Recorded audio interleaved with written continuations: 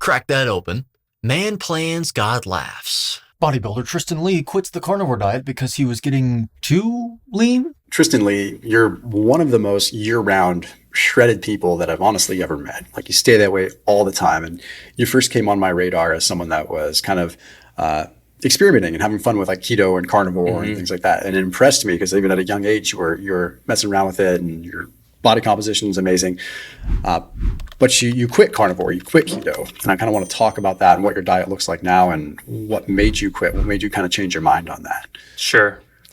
So I started keto when I was really young. I started keto when I was 13 years old, and that slowly transitioned to the carnivore diet just through eating. Okay, so there's one thing that I want to say already. There is no such thing, really, even though I said it.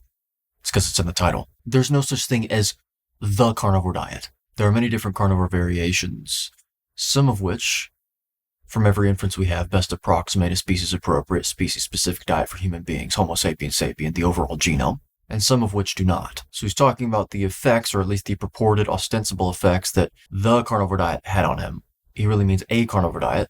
I'd like to see and hear what that diet was made up of personally. I believe years ago, I remember seeing that Tristan ate lots of organs. Lots of them. He also still seemed to believe in the whole calories in, calories out thing. Typical of bodybuilders. It's no denigration of him personally. That may very well have had implications on his fat consumption, for example, because it's considered calorically dense. It's dense with 0 calories because nothing has calories in it. Just want to clarify that. I was, more so simplicity, I would say. I just found it easier to just eat meat and fish and eggs, and that's just what I enjoyed. Vegetables didn't seem to have any major impact on what I was doing.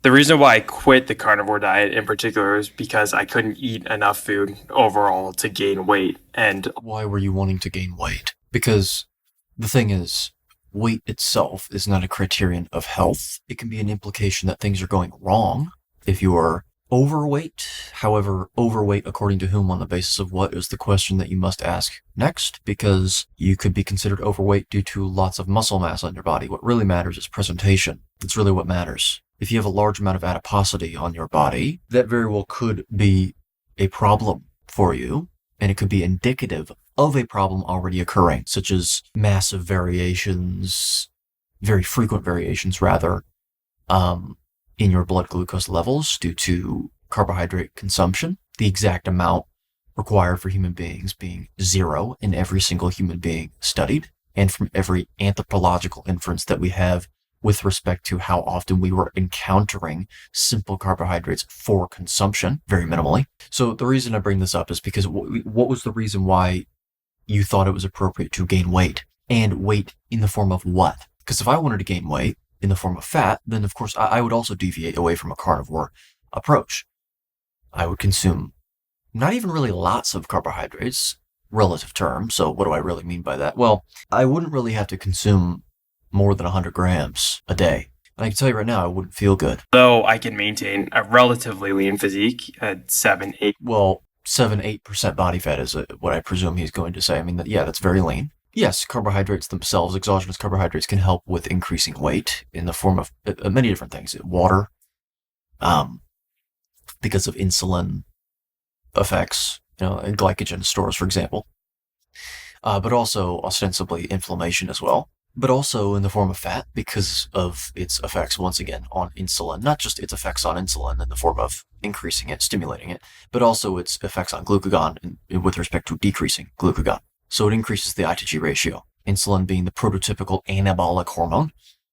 Anabolism, the building up and storing of things like fatty acid synthesis, triglyceride synthesis, glycogen synthesis, and things of that nature. Also muscle protein synthesis. Yeah, it can have that effect for sure.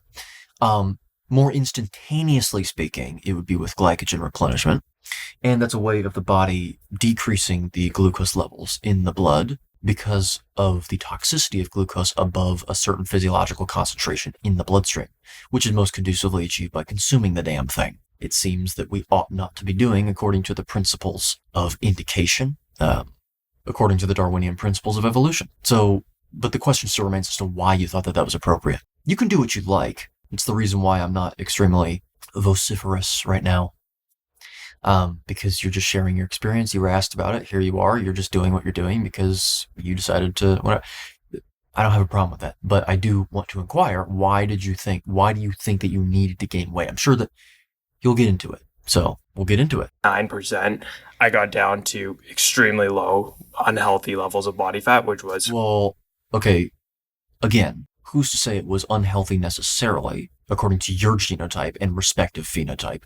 However, even if we're going to give it to you, okay, that's probably too low. What else were you doing? You're making a causal inference here with the carnivore approach that you were consuming, which may have actually varied day to day, month to month, et cetera, but the overall mean carnivore diet approach that you were embarking upon, you're drawing a causal inference between that and the negative body fat percentage. What else were you doing that could have impacted your body fat percentage? If you're a bodybuilder, my immediate thought is perhaps you were taking steroids. Perhaps. Keyword. Innocent until proven guilty. I'm not a big fan of guilty until proven innocent. That's what I would suspect could have been something else that you were doing that can have impacts on, metabolic rate and all that. Anyway, I'm curious to understand your reasoning behind that. But it does go to show that if it were due exclusively to the carnivore approach that he was embarking upon, well, this just goes to show that a carnivore diet isn't fattening. People can have stalls on it, but it's not necessarily the diet, or at least the overall umbrella term carnivore. Phenotype has a role to play in that, and also genotype, actually. I mean, it's impossible. This is why it's impossible really to do bona fide science as opposed to theology on human beings, which people don't like the idea of because they crave order. They believe that transgresses towards too much chaos, which is basically equivalent to despair and anxiety. But it's the truth, nevertheless. So the 3, 4, 5% body fat, and that wasn't allowing me to just live in general. So it wasn't allowing you to live? Okay, so of course what he means is comfortably, I presume. However, I would want more details on what that means. And also, what was the diet made up of? Again, we have to ask these questions. A diet made of milk exclusively is a carnivore diet, technically. So not only is that deficient, but also I don't even believe that dairy is something that we should be consuming too much of across the broad spectrum of human beings, despite it being carnivore. See, because this doesn't have anything to do with carnivore. It has to do with what is indicated, which happens to be a carnivore approach for human beings. But it doesn't mean that every single thing that is carnivore is appropriate. Okay, I don't think that you should be eating roadkill, for example. In order to get out of that state of being 3, 4, 5% body fat, again, why? And again, that has more of a clear answer. I'm just being extremely technical and objective. So even if we were once again to give that to you, do you believe that you clearly believe that it was a carnivore, it was the fault of carnivore, but the question still remained, what was it made up of? What else were you doing? What else were you not doing? More so, what were you doing? But also, yes, what were you not doing in the case of like what you were eating and what you were not eating? That matters. So anyway, I'd be curious to learn these answers. I mean, you're an anomaly in the respect that you are a bodybuilder. So anyway, I've always said that perhaps two negatives, in certain circumstances, I do believe that two negatives can make a positive. What do I mean by that?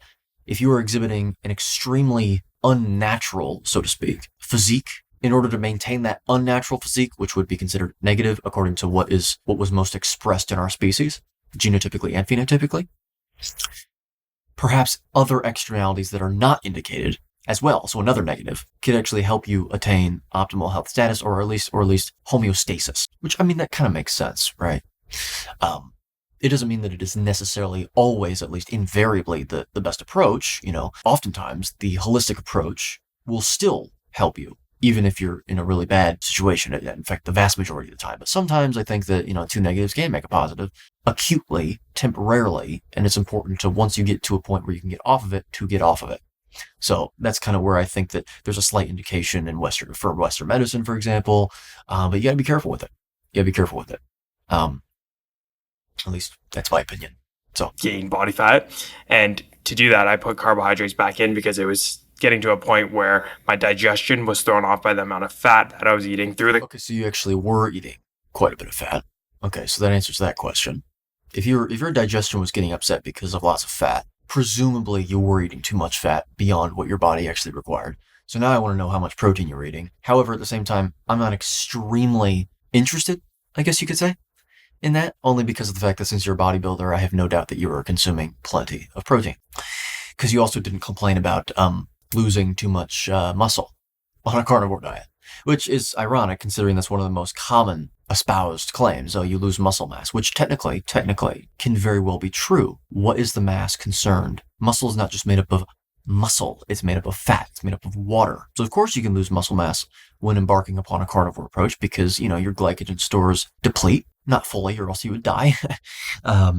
They deplete, and then also you got, along with that, you get less glycogen but also less water, and then oftentimes you get a fat loss effect because of insulinogenic activity, or really lack thereof, and you'll get fat loss in the muscle, which of course our muscle stores fat, or else there wouldn't be fat in muscle meat, like steak, for example. All animals store fat in their muscles, so as well as their fat cells. But anyway, so once again, this seems to be a sort of two negatives can equal a positive kind of thing. In your circumstances, perhaps this has to do with steroids, perhaps this has to do with other external factors to compensate for those deviations away from what you ought to be at for optimal health status, it seems, according to Darwinian principles of evolution. Well, then you added something else in to help you with gaining a little bit more fat and maintaining more fat. Okay, fair enough. In fact, depending on your situations and your circumstances, the amount of carbs that you just added in might still actually keep you within ketosis range. And so you're still in a ketogenic diet approach. It would make complete sense because he has a lot more muscle mass on his body, and the amount of carbohydrates that he must add in to bump him out, I guess, of ketosis, or not, by the way. Check out a video that I did on this topic about protein's effects on kicking you out of ketosis. But really, actually, that has to do with protein, not carbohydrates. So yeah, the threshold that you have to attain or surpass in order to break out of ketosis by consuming an amount of carbohydrates would probably be a lot higher than someone else. So he might very well still be ketogenic. Just a thought. Just want to throw out there that even if you're having, 50 grams of carbohydrates, depending on who you are, that's still carnivore. If the rest of it is meat, it's a percentage, or it's a ratio thing. It's not an absolute thing. It's a relative thing, carnivore. Depending on the context, I guess that can vary, but the objective context that is often used is a percentage, 70% or more paleoanthropologically of animal-sourced products. More diet, and I couldn't increase my protein further because I was having a little bit of digestive issues, not too much, but more so satiety issues. Protein is just extremely satiating. So okay, so that's also true. So this is clearly an example of someone exhibiting I guess you could say, contraindicated.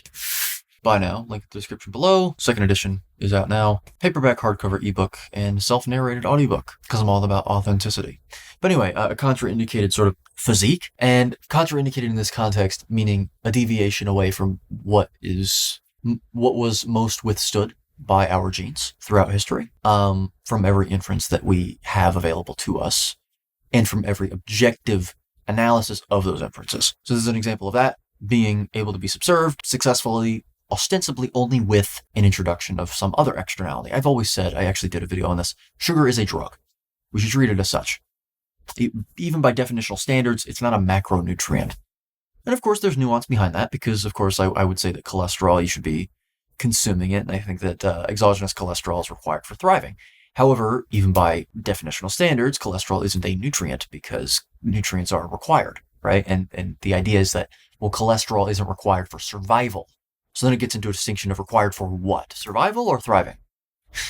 I would say that it actually is required for thriving. It may not be required for survival because your body can synthesize it, but I don't think that that's appropriate given the inferences we have as to how much our genes evolved to withstand a stimulus of cholesterol, exogenous cholesterol versus exogenous carbohydrates in simple form. So anyway, that's my argument there.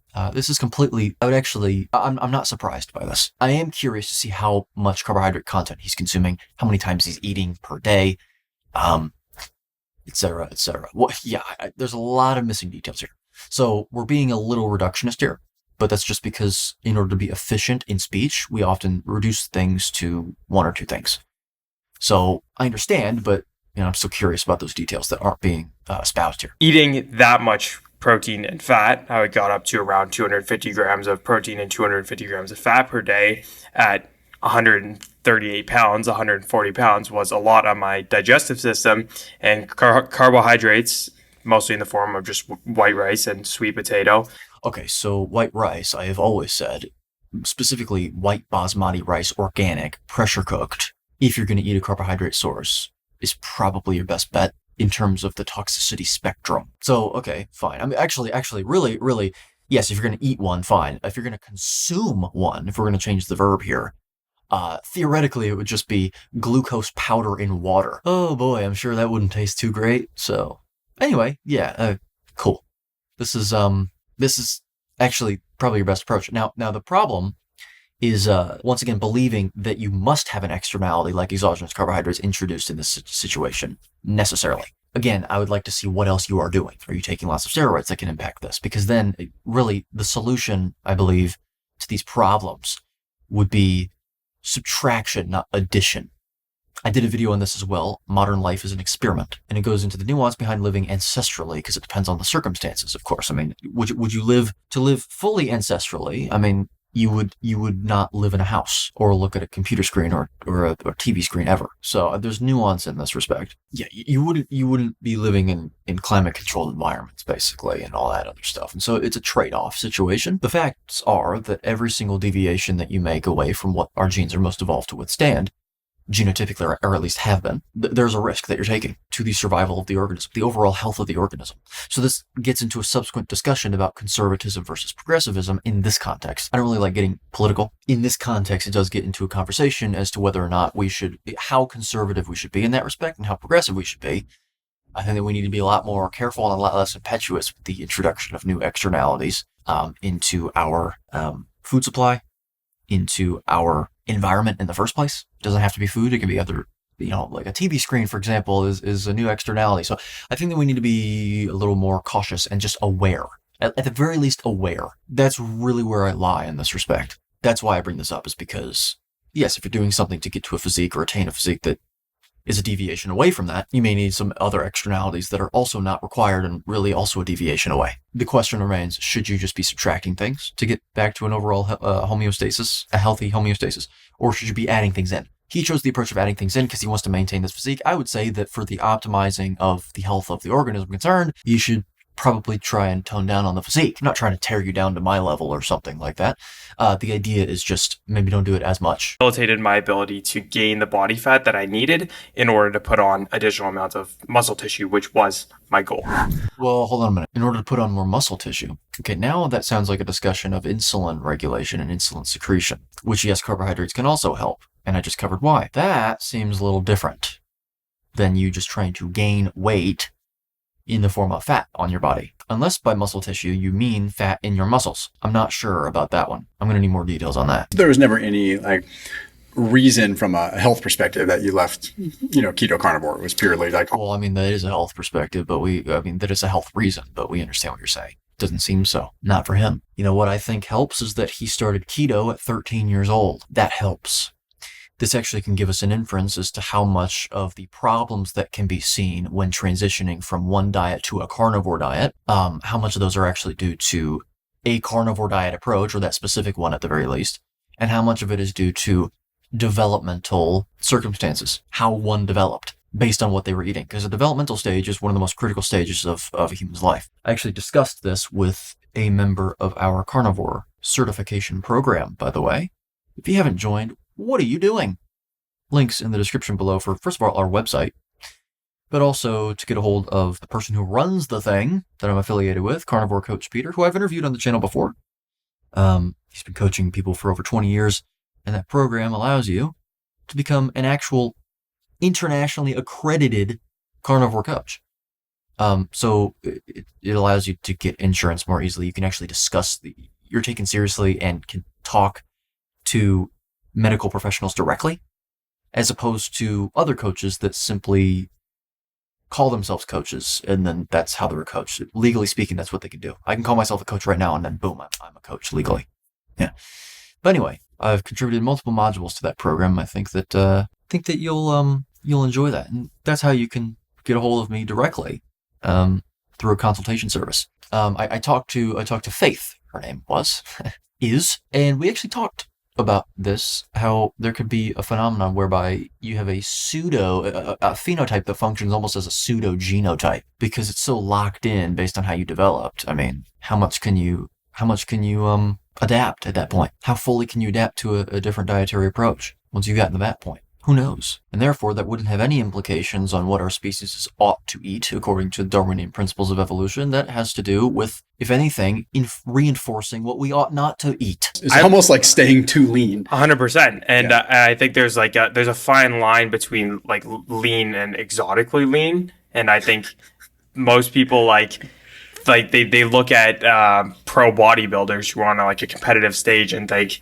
like, wow, that looks like insane. Like it looks crazy. Yeah, if anything, that's unhealthy, because that's a deviation away from what our genes are most evolved to withstand. It always comes right back down to that. It comes back to evolution and genes. And that's a nuanced discussion as well. But that's not something that we ought to be doing, I believe. That very well could be a problem. So if you were getting to that point, I would also, once again, I would be curious in understanding how much of that was due to other things that you were doing. What else are you doing? Or at the very least were. And then you see people on like a beach photo shoot, and it's like the difference between those two things is extreme. And so to get out of that exotically lean point, which was like I said, 4%, 5% body fat, I had to eat my way out of it. But no, from like a health perspective. Did you? Goes back to what I just asked. Curiosity. Inquiry. People need to engage in that a little more often, I believe. I honestly felt great on a carnivore diet from like a... Well, there you go. If you're not carnivore yet, if you're watching, if you're not carnivore yet,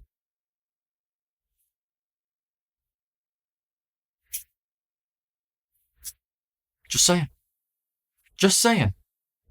Do not, this is for your sake. I'm serious. I'm looking out for you. Do not transition overnight. Don't do that. 6 to 8 weeks, with each week lowering your consumption of the other foods that aren't exactly an approximation to a species-appropriate approach for human beings, and commensurate with that decrease, increasing the amount of dietary material that actually does approximate it. And again, if you're curious about this and what that approximation is, buy my book, Contraindicated. If you have not already, there's an entire chapter dedicated to transitioning, by the way, and all the questions that you may have. I think that it is very, very important for people to read that. There's a reason I wrote it. Well, really, I should say there's a reason I released it. Mental clarity perspective, inflammation was 0. It's the pedant in me. It wasn't 0 if you're building that much muscle, but...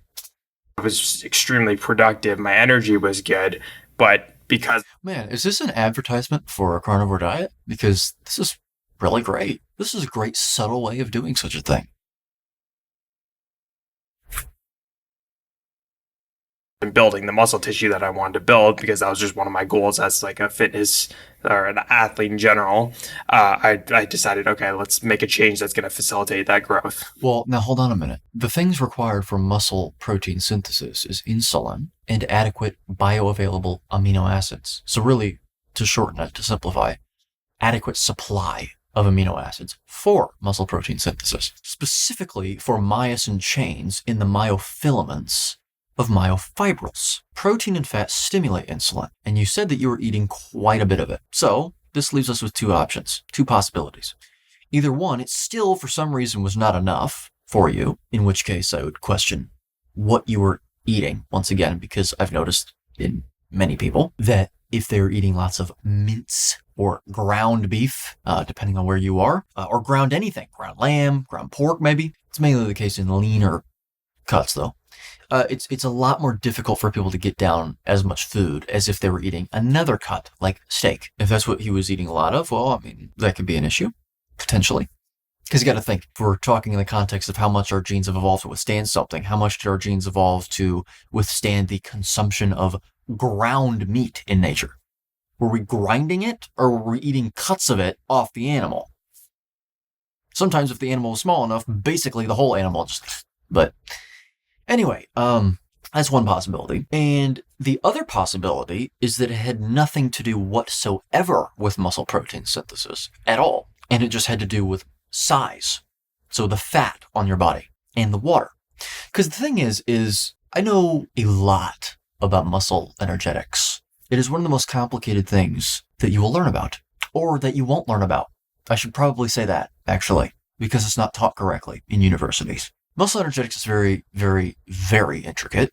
4 gears operating together, all in one cell, in every muscle cell. And you have to learn each gear and how they work how they work directly with each other, all at the same time, at all times. But as a result of that, it's clear that when you're not eating carbohydrates, your glycogen stores are not going to be full. That is actually something that is a mainstream philosophy. However, they don't tell you that you still will have some glycogen stores because you have to at all times. Or else a muscle fiber will not twitch at all because glycogen is used at all levels of exercise intensity, even low intensity. So this whole aerobic and anaerobic thing, complete nonsense.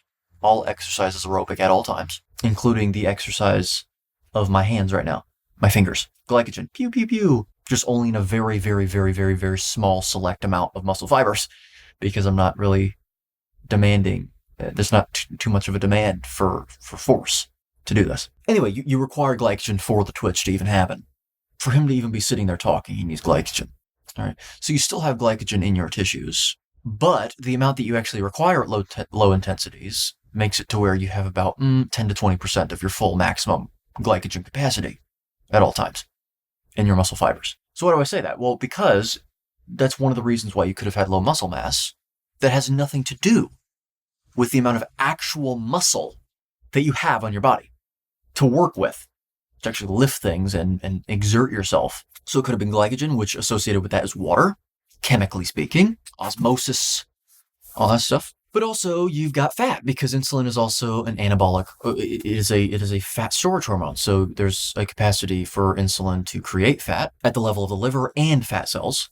However, in the case of muscle cells, what insulin will still have an effect on is triglyceride synthesis. Because you have a storage of triglycerides, once again, in your muscles. And according to the I to G ratio, lipoprotein lipase activity will be up or down, depending on whether the capillaries concerned, or the capillaries, depending on where you are leading to muscles or if they're leading to fat. Muscle lipoprotein lipase will break down fat for its uses. In the case of, I believe, low I to G ratio activity, I have to look into this again, frankly. I really do have to look into this. Yeah, but I do believe that's the case, though, because the muscles will use it for energy production purposes. However, if the insulin to glucagon ratio is high enough, well, then you'll get more of the fat broken down there for storage, hypothetically. Again, rusty on that. Been a few months, gotta review that. But either way, I mean, there's insulin to glucagon ratio is high, well, then you're going to get more fat storage activity. You're going to get overall more anabolic activity. But anyway, okay. Interesting. Yeah, that's. I've had similar experiences with that. It's like I almost found that staying keto, carnivore, or I was almost more ketovore, for that term. For people that don't know, that's kind of where you're kind of implementing a little bit more of dairy and things like that into a carnivore. Well, it's still carnivore. I believe it's more vegetables and nuts and stuff like that. Nisha is kind of the stereotypical ketovore. She's like the prototype for a ketovore, I believe. Nisha Berry. Probably the best I've ever felt in my life. But it was getting to a point where it's like not that I wanted to put on body fat, but I was too lean all the time, and it was showing. How does this make any sense? So let me get this straight. You felt the best that you ever felt on carnivore. Ever. You said probably the best that I've ever felt in my life. But because you looked too lean, based on what metrics, based on what bases, unknown, you decided to introduce contraindicated externalities back into your life on that basis. It doesn't make any sense. I mean, look, you do what you'd like. Again, you might notice that I'm not very angry. Do what you like. But it doesn't make any sense to me. Like, you just admit it, you confessed, really, that it was an aesthetics issue and not a health issue. You actually sabotaged your health, even if slightly, to get a more replete-looking physique. I mean, I'm quite lean because I don't really have any carbohydrates at all. I stay below 20 grams basically every day. I should really be at 0 because I don't require any. But we all fall short, as they say. I mean, I'm not going to up my carbohydrate intake because I'm lean. If I don't want to be as lean, well, then I'll start working out.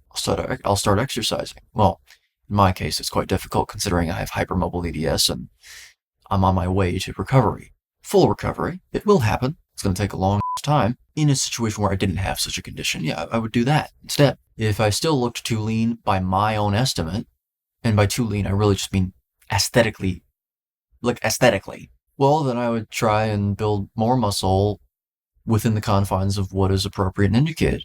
And if I reached that point, because there's always diminishing returns with that, well, then I would learn to be comfortable within my own skin, because I'm not going to sabotage my health for that. I mean, again, you do what you'd like, but what it seems to me is that you're basically telling us, well, carnivore was great. It's the best I ever felt in my life, but it was too good for me. I don't think that's really going to discourage people from going on that diet. If anything, it'll do the opposite, which again, I mean, that sort of, there's an implication there that you're trying to discourage people from doing it. Perhaps not. The perception of implications is almost invariably subjective. Anyway, it's just interesting, to say the least. Base a lot. And it was starting to affect my sleep. And I think that my sleep. Okay, now we've gotten into an issue that could be explained by too low of insulinogenic activity. You don't want to go full Saladino. You never, ever want to go full Saladino. Okay. But I actually posited a theory a few months back now. And keyword is theory there. Okay, we like to exhibit humility on this channel. Theory, not fact. That 13,000 years is really, this part isn't a theory. It seems that from every inference we have, 13,000 years was how long we've actually, to any significant extent whatsoever, introduced simple carbohydrates into our diet, because that was when the agrarian revolution occurred. At least that's when it was estimated to have occurred. The notion is, well, 13,000 years isn't long enough to have sort of adapted to have a requirement for carbohydrates or something like that. And I tend to sort of still agree with that, but I recognize that there was nuance because as much as people say that with such conviction and so, in a way, dogmatically, in a way, not being accusatory, you can't really make that argument as strongly as you want whenever we know that some people have the lactase enzyme in their stomachs. I mean, there's a lactase enzyme in certain people's stomachs, and it seems to be the minority, but you can't really inform upon an entire population. As much as people, this gets into a really, really, really important discussion, but not one that I'll have here right now, at least, about inferential statistics and how it is entirely fallacious as a field. And I know it very, very well. But no, as much as they want to make you believe that you can do that, no, you cannot extrapolate results from one sample to a population with any, at least in the field of human nutrition science. It depends on the random variable that you are studying, or the set of random variables you're studying. And it also depends on the cases and how variable the cases are. In human beings, there's a lot of variability there with respect to the intrinsic properties of the case, but also behavior and all that stuff. And then the random variables as well. Wow, I want to talk about being very variable. So anyway, it does seem to be the minority, though, in the people that have been studied, but it doesn't change the fact that there are still people that have a genotypic adaptation to something that really started to occur 13,000 years ago. If anything, even less than that, about 5 to 10,000 years ago. They have lactase, which is the enzyme that's involved in breaking down lactose in milk. Well, 13,000 years, it's clearly enough time, depending on what we're talking about. That's why evolution is very nuanced. What I said, though, was we're gonna have to go to some other inferences here. What's a really strong inference? Okay, the fact that we have an appendix. Okay, why is that a strong inference? And strong with respect to what? Okay, well, the fact that we have an appendix indicates that we're not designed to ingest lots of plant matter. We're not. Why? Because the appendix is a vestige of a larger cecum. We still have a cecum. It's just very small with an appendix attached. Hence its name appendix. It's an appendage. It's sort of vestigial to a larger cecum that we were thought to have had in the past as frugivores, as part of the apes, which is why we also have their teeth, frugivorous teeth, for example. Our teeth are that of a frugivore. I mean, they're identical, really. Very minimal variation there. It is specifically designed, it has functions in the immune system, sure, because, well, it's part of the digestive system. It's why our appendix actually still does serve a slight purpose with respect to our immune system, it seems. There's immune cells and all that stuff in there. A cecum is designed really exclusively to pack in a bunch of and ferment it into short-chain fatty acids for fuel. So it's actually designed to digest fiber. Since we have an appendix and we don't have, an actual full-on cecum that is able to do that, we can't digest plant material. We can't digest fiber. And fiber is only found in plants. So that goes to show that we're not really supposed to be eating too much fiber. At least it's not indicated for us to be doing so. And fiber mainly comes from plants. Okay, well, if you cut out all the fiber, then what are your sources of simple carbohydrates you have left? Well, I mean, you've got it in milk. And it was very clear that we were consuming plenty. And by we mean parts of our species. It depends on your ancestral lineage, et cetera, okay? Obviously. We as a species still, to some degree, consumed lactose from there. So those are simple carbohydrates. Other than that, you've got, well, certain amounts of plant material like beans and stuff like that, but we already covered that. We're trying to find things without fiber in them. Okay, because if you're going to say, well, we still have a capacity for, it doesn't rule out that we didn't eat any plant material. Okay, fine, but how much are we really talking about, and how much carbohydrate was contained in that small amount? Still seems to be pretty low. So what else are we talking about? Well, we're talking about honey, which was rarely encountered, because we still have inferences that we can access today about how frequently they're encountered in the wild. I mean, it's not extremely common. And that's really it. That really is it, isn't it? So you've got milk and honey. I posited a while back that perhaps, for some people, depending on their ancestral lineage, there is a genotypic adaptation requiring some carbohydrates, and I put the threshold at 50 grams, which, by the way, by anthropological definitions, would still be carnivore, and would also, in most cases, I would suspect, would still be ketogenic. So it goes back to maybe not zero, depending on who you are, maybe not absolute zero. Perhaps. It's a theory. It doesn't have anything to do with direct glucose requirements. It would have to do with insulin secretion, insulinogenic activity.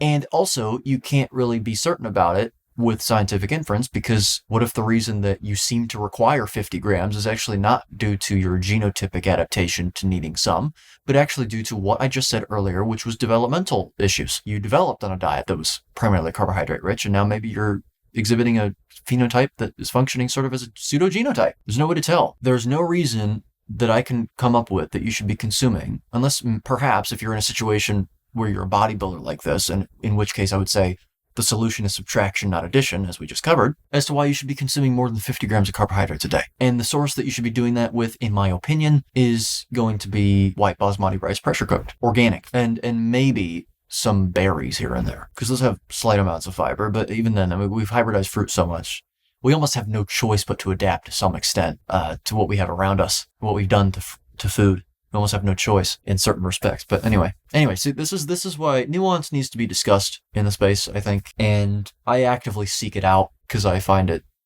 entertaining and interesting. Affected not because of the diet, but my sleep was affected because of my extremely low body fat. Yeah. So, well, in your opinion, purportedly, ostensibly, according to your perception, if anything, I would actually suspect that it has to do with perhaps cortisol activity spiking your glucose to get insulin up if you were poorly adapted. Depends on, we need more details, really. And also having to come to grips with the fact that I don't need to be 3, 4, 5% to be happy. That's well, of course not. If anything, that's probably not a good thing, but of course, presentation is what matters above anything else. A weird internal validation thing that needs to go. And that's a mental health discussion for another day. For sure. But it's very similar things. But I want to ask you, I mean, again, we'll kind of come back to a little more of what your diet looks like now. But what did you feel differently between keto and carnivore? Also, I'd like to understand what keto means, because keto as an objective term means conducive to causing you to be in ketosis the majority of the time, daily. So you can be plant-based and be keto. I'm sure that Tristan isn't plant-based. Look at him. So what's the threshold, though? What's the carbohydrate cutoff? Because that's arbitrarily chosen oftentimes. It's one of the problems with observing scientific studies that aren't scientific at all, because science really requires control. Then we can have a debate about the definition, I guess, because, I mean, maybe it doesn't. I often say that, but it depends on what definition you're using. I think that we should refer to science as things that involve control, and theology is everything else. But anyway, yeah, it's one of the problems with these scientific studies. Oh, low carb, keto. Yeah, define that. Oh, 120 grams of carbs. Yeah, get the hell out of here. I'd like to have that elaborated on and expounded upon. So I'll say my digestion was better on carnivore than it was on keto. Which makes sense, because on keto, you're typically consuming more fiber, because plants have lots of fiber, but not every plant that has fiber has carbohydrates that are simple carbohydrates, really. Broccoli has almost no simple carbohydrates. Cauliflower has almost no simple carbohydrates. There you go. Why do I say that makes sense if there's something like fiber in there? Well, we can't digest it. Fiber is deemed to be healthy and health promoting and all this stuff because of its propensity to ostensibly, in studies on fiber, increase mucus secretion of the gut. And that's all fine and dandy until you realize, oh, well, when is mucus secreted in higher amounts than usual in the body? Under what stimuli? Oh, irritation. In order to protect the body even more. Your nose runs whenever you eat something spicy, for example. There's a hint. Hint, hint. Shouldn't be eating the damn thing, okay? Because plants are toxic. They exist on a toxicity spectrum, fair enough, but anyway, story for another day. But you've also got situations like a runny nose happening with allergies. So anyway, mucus secretion being upregulated is actually, if anything, indicative of it being an irritant to the enteric lining, which it seems to be. Basically, effectively will cause, again, if anything, microabrasions to the gut lining. And there's really only two associative factors when it comes to diverticulosis, which is an outpouching or breaking down of the distal colon, which can lead to infection and early death if left untreated. Diverticulitis, which is increased number of bowel motions per day, and increased fiber intake, which those two variables go hand in hand, actually, because, the more waste material you're consuming, but the more indigestible matter you're consuming, the more waste material you're going to excrete, obviously. There you go. I mean, there you go. So, and also fiber actually seems to exacerbate constipation. It's conditional. Seems like it can help you with constipation in situations where this is actually quite interesting. You can use fat for this though, so don't think that I'm condoning this, but just objectively, it seems like it could by effectuating peristalsis, the movement of your bowels. If you are a pure carnivore and you've eaten too much, too high of a protein to fat ratio, perhaps it can sort of function as like a plunger kind of thing or whatever, push things through. Okay, fine. However, once again, you can seem to get the exact same effect by consuming fat, but it actually seems to exacerbate constipation, if not outright cause it, if you're mainly consuming fiber. This was actually demonstrated in a 2012 study done in the World Journal of Gastroenterology in 2012. Yeah, so 2012 study in 2012. And it was done on a relatively small sample, fine, whatever, split into 3 groups. They all presented with idiopathic constipation. One group was told to eliminate fiber completely, another group eliminate it somewhat, whatever the hell that means, and the other group was told to completely maintain it. And the only group that not only had an amelioration of constipation, but actually a complete amelioration of constipation all across the board, interestingly enough, was the group that removed fiber completely. All 41 participants actually had a complete amelioration of it when they removed fiber. It doesn't mean that it was because of the removal of fiber. It means really because of what they replaced it with. So, interesting. Like maybe it wasn't the fiber itself causing the constipation. Maybe it was the fact that whatever they replaced the fiber with helped to ameliorate the constipation. It doesn't mean, I'm very logically consistent here. All right, causality is an ideal, it's a construct. Anyway, but it doesn't seem to be a good idea to be consuming it. It doesn't only ferment into short-chain fatty acids. It ferments into other byproducts that don't seem to be in an amount that our genes evolved to withstand, genotypically. Seems to be more than that. Aldehydes, for example. Now, I don't know if that's because I had slowly shifted to almost an elimination approach. So because having cut out... Yeah, elimination of fiber. There are other things that can irritate the gut as well, like oxalates and lectins, it seems. There's something. There's an inference right there. Vegetables for so long, my body had adapted to that and potentially not had the mechanisms it needed to digest particular foods, like particular vegetables or whatever. Okay, well, this is getting into distinction between phenotypic adaptation and genotypic adaptation. You can phenotypically adapt to having somewhat more adequate digestion with plant material if you consume it all the time. But it doesn't seem to be to a degree that we have a complete adaptation to it to make it completely benign, innocuous, and even health promoting, actually, like indicated and appropriate to be consuming. Or else we wouldn't have an appendix. And I think that you can become almost comfortable not having certain things. Like, so if you're having excessive amounts of fiber or even just a little bit. Excessive is anything above 0 grams, really. It's not required. There are no deficiency diseases observed in people that eliminate fiber. And there are no established positive health benefits, because that cannot be informed upon in human nutrition science. Because it isn't science. It is theology. Because it is inferential statistics, which is the fallacious idea that by collecting a sample, or really collecting stats on a sample of people, or a set of samples, doesn't matter, you can inform upon an entire hypothetical population that you don't know the parameters of with respect to how the random variable you're studying presents itself in said hypothetical population. You don't know the distribution of it because you can't measure it directly. It also varies day to day in terms of its distribution and what values it takes, or what values it takes. Sometimes it varies on an hour-by-hour basis if you're measuring things like, I don't know, blood glucose.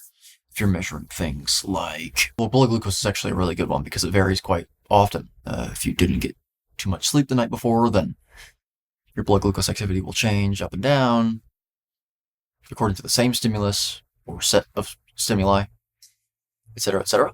And I mean, they employ these things that in theory are awesome. Like in a snapshot in time, if you just froze time, it makes complete sense and it's unassailably correct. For example, the central limit theorem and, forming a confidence interval, a 95% confidence interval, or 90% depending on your confidence level, using t-distributions and standard errors. I know this quite well, except for the fact that it's completely irresponsible to be doing in the area of human nutrition science.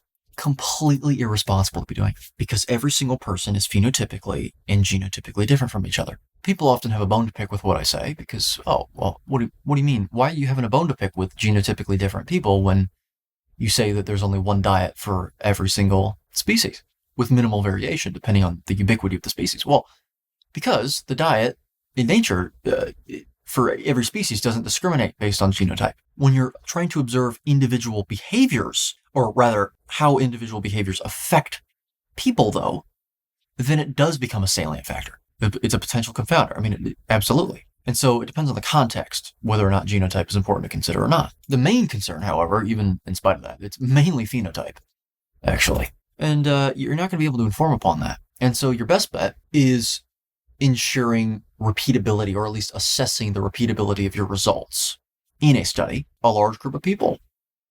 Large is a relative term, though. It's up for the individual perceiver to determine what that is. You should, if you're unaware of how this stuff works, how the science and the statistics and all that stuff works, you should look into how scientists will actually determine what sample size they should use in their studies. There's a formula for it. They actually made a formula, mathematical formula. I believe it's N, which is your sample size, equals the standard deviation of the population with respect to the random variable you're studying, squared, times the respective z-score for your respective confidence level in the standard normal distribution, squared, all over your margin of error, squared. Okay, that's great. And then what they say is they go, okay, here's your formula for it, but you don't know the standard deviation of the population. So you have to replace it. We have to figure out what that is. There's a problem. Okay. How are you going to do that? They say, oh, you just guess. They just guess. I'm not kidding that this is what we're doing here. We guess. Okay. What they do is one of two things. They either literally guess. They just pull a number out of their okay. Or what they do is they refer to the literature and they see if everything or anything else has been, or this topic that they're trying to study has been studied before. And if it has, if in that study the population had actually been observed, they will take the standard deviation seen there and they will apply it to their study in that formula. Then you'll get a sample size and unbelievable. It's even more unbelievable whenever they're trying to study a population proportion. So like a percentage, like polling data does this. Instead of looking for like the average value of something in a population, plus or minus, sometimes they'll just ask a population, do you have a favorable opinion of certain political figure, whatever? And then you won't get a mean. You'll get 62% of people said yes, 38% of people said no. You get a certain percentage. 68%, for example, 68% say yes. When you try and find or establish what that population proportion is in the entire, for what the proportion is in the entire population, and you try and figure out the sample size that you should use to even conduct that, it turns out that you can't do that at all in the first place. You actually just have to make up a sample size and just conduct a sample first and hope that it's big enough, because you can't use that formula. Well, there's a different formula if it's a proportion, but even then you can't use the translated formula for a proportion, even if you're going to replace it with what's found in the sample. You haven't done the sample yet. So anyway, This is science, my dear viewer. It is science. Yeah, I know. Yeah. You're having excessive amounts of fiber or even just a little bit of fiber on a ketogenic diet, and then you go to a carnivore diet where it's essentially no fiber. As soon as you add fiber back in, it's going to be a little bit uncomfortable, likely. Right. Well, that very well may be an indication that you probably shouldn't be doing that. It's not, using that logic in isolation isn't sufficient for making that assertion. I understand this. Because at the end of the day, many people that are adapted to a standard American diet, or they're adapted to just a vegan diet, if they went to a carnivore diet overnight, they could also have those same issues.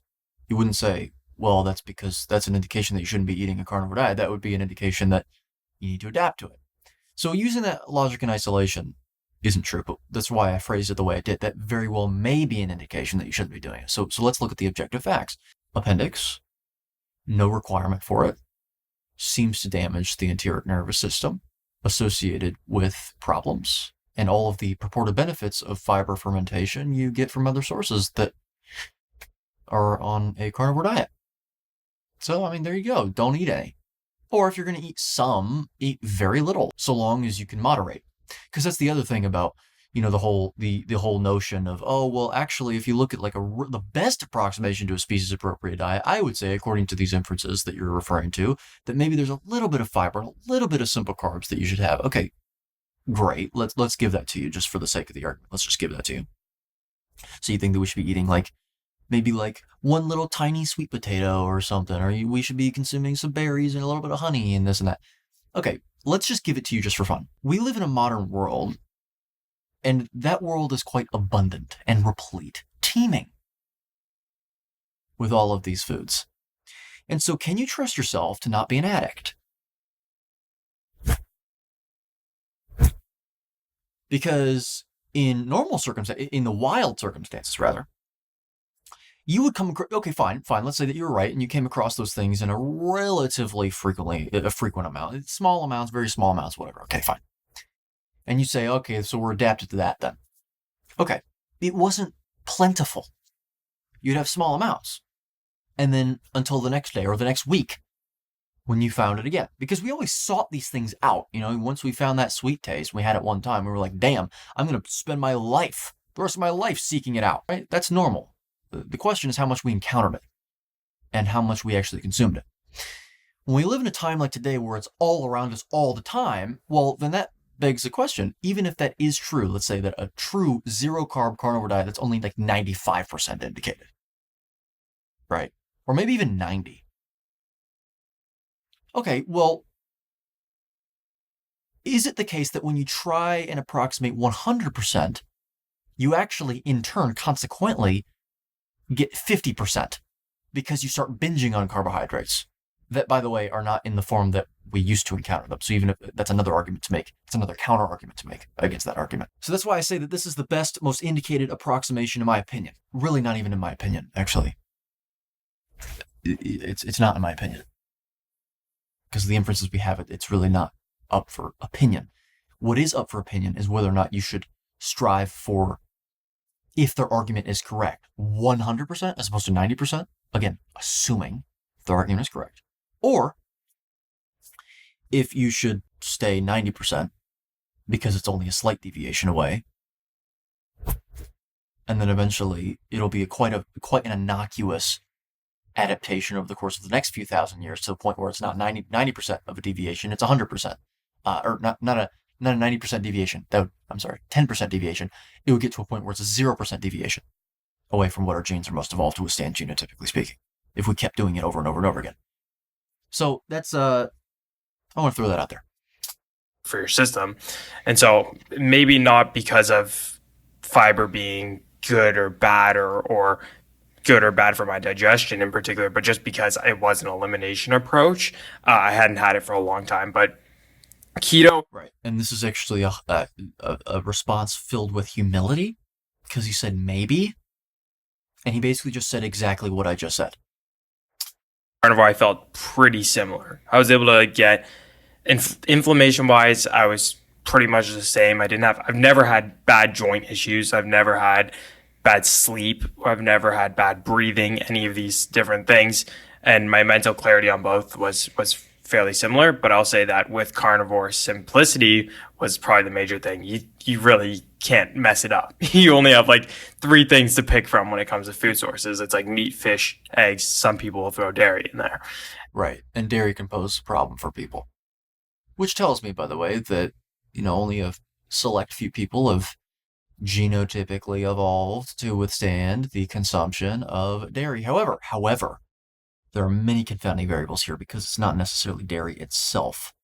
It's the way that we process dairy now. It's all pasteurized. It's all A1 dairy.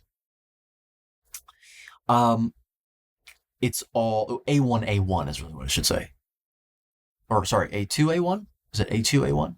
Or A1A2? I don't know. Anyway, you got the A1 protein in there. It's homogenized. It's from grain-fed cows, so unhealthy cows, oftentimes. And a lot of times it has lactose in it, which some people, for the people that don't have a lactase enzyme, well, that might very well pose a problem. So, yeah, there you go. So that doesn't indicate that people having problems with conventional dairy does not indicate that they didn't eat dairy throughout their ancestral history. That's just not true, necessarily, at all. But if you don't have the lactase enzyme, then that might be, an inference to make as to how much dairy your ancestors ate. Wasn't enough, it doesn't seem, to cause you to have developed a lactase enzyme. And that could also go perhaps even for carbohydrate requirements too, because they go hand in hand, because they're products of the agricultural revolution. So for me, it was more a simplicity thing than it was an overall like how I'm feeling. I think that's what a lot of people forget too, is that it's one of the big reasons why it's so successful for people.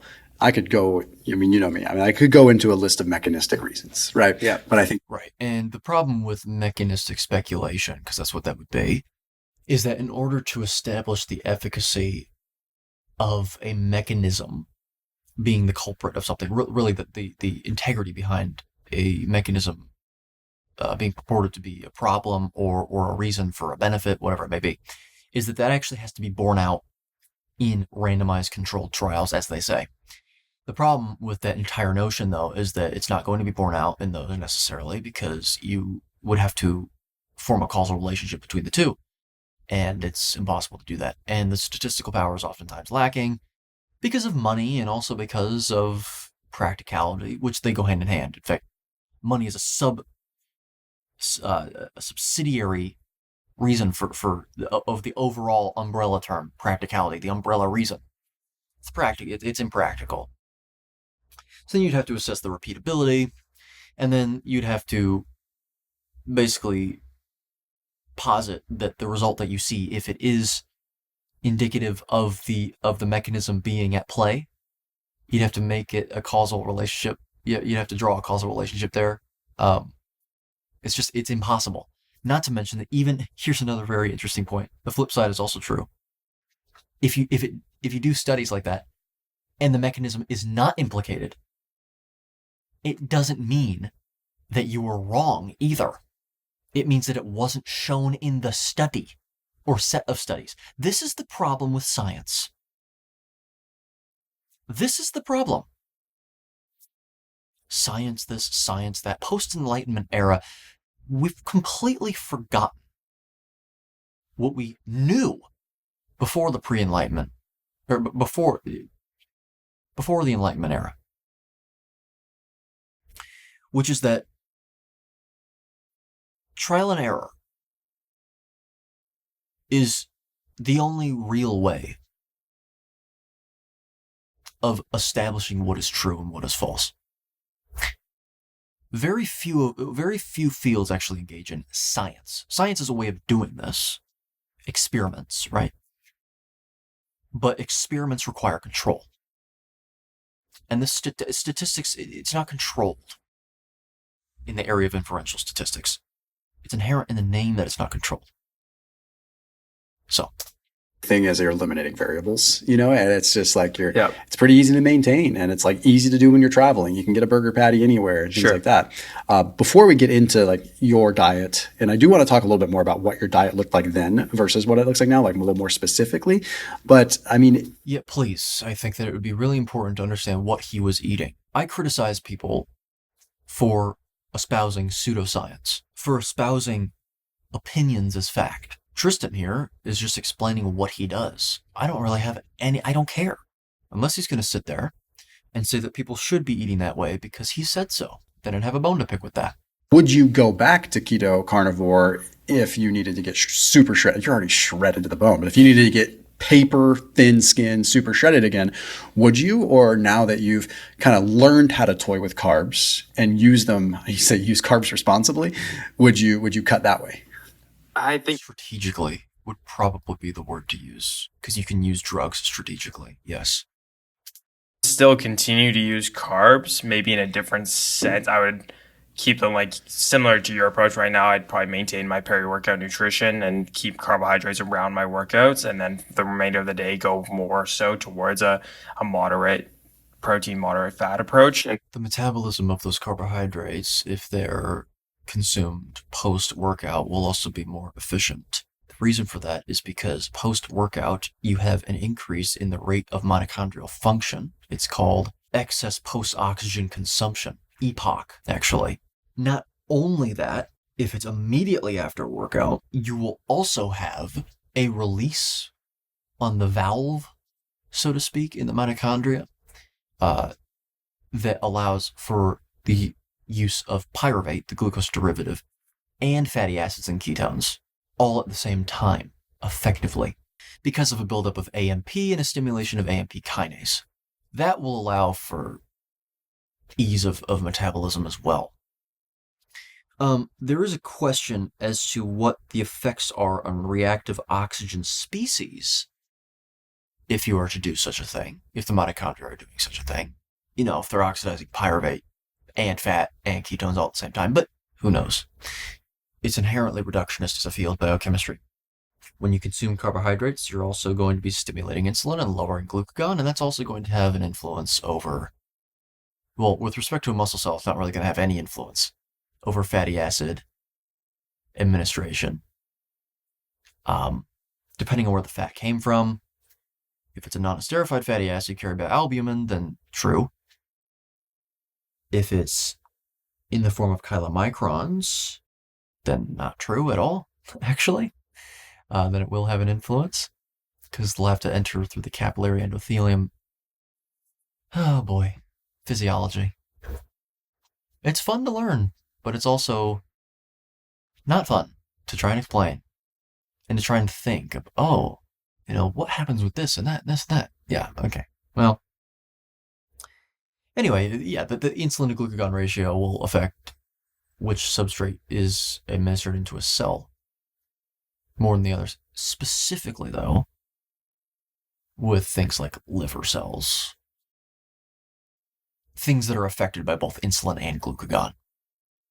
Muscle cells don't have glucagon receptors, which is why I said what I said about that. Insulin will affect the rate at which glucose can enter a muscle cell by recruiting GLUT4 transporters to the plasma membrane. Also, perhaps altering gene expression, phenotypically, to cause an increase in the production of GLUT4. And yes, it affects its rate of uptake. That's what I was just saying. So the rate and the amount that you have of GLUT4. Blah, blah, blah, blah, blah. What the hell ever. Okay, but what we know is that AMP kinase will allow for the flow of pyruvate and ketones and fatty acids into the mitochondria without an inhibition or cross-inhibition between the substrates. It's the only way you're going to do it. It's how metformin works, except the way metformin does it is by literally knocking out your electron transport chain, specifically complex 1. So if you want to take that chance and have a chronic elevation of AMP, which shuts down your immune system, go right ahead. Go right ahead. keto carnivore. But I still think I would keep carbohydrates in my diet just because I have found that from an aesthetic perspective. Okay, so this is purely aesthetic. I'm glad that he said that because, fine, sugar can be used as a drug in that respect. It goes back to the concept of indication and contraindication. The indication status of something depends on the circumstances. Anesthesia is contraindicated unless you're going to undergo surgery. Then it has indications. Unless you're taking another medication or drug, really, is what we should call them. We should just call a spade here. Which can have counter effects and deleterious effects when interacting with the other drug, for example. Antagonistic effects as well. And then it becomes contraindicated again. And that's just it depends on the circumstances. That warrants a book all on its own, doesn't it? It fills your muscles more, so you just fills your muscles more, correct, yes. Because hyperglycemia imposes a demand on the body to get the glucose out of the bloodstream because it is toxic above a certain physiological concentration via covalent binding to proteins in the blood, forming extremely inseparable bonds, deranging proteins, stimulating inflammation, and imposing a demand on the body to replace those cells, specifically the epithelial cells of the arteries and the endothelial cells as well, and also the red blood cells, erythrocytes, for example. So, yeah. Even though, like, there's arguments around, how much glycogen is depleted when you're actually doing weight training. Is it really necessary to have? Okay, well, you're going to have about 10 to 20%, it seems, in the people studied, that remains at all times. That might vary depending on training status. It does vary in terms of how much glycogen you can store, so the upper threshold, obviously, depending on training status.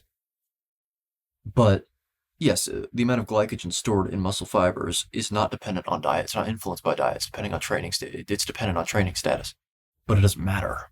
If we're going for aesthetics, what we know is that if you eat carbohydrates, your glycogen stores will be filled up more until the body uses it all again during a fasted state.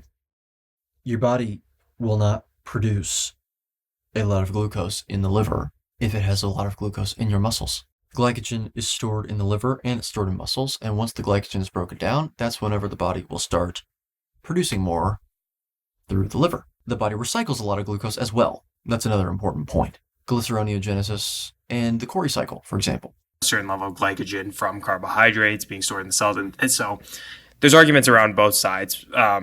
But having carbohydrates in your diet, having a higher baseline of carbohydrates is going to provide a higher baseline level of glycogen, likely. Yeah. Well, that depends on your training status, and it depends on the time of measurement. Depends on how long you've been fasting, when the last time you ate was. Glycogen stores, the amount of glycogen that you can store in muscles is dependent solely on training status. For aesthetics, filling the muscle cells as much as possible and giving you that full look that you'll see when bodybuilders are on stage, even though they're super lean, is going to have a better effect than having no carbs. You'll Right. That's correct.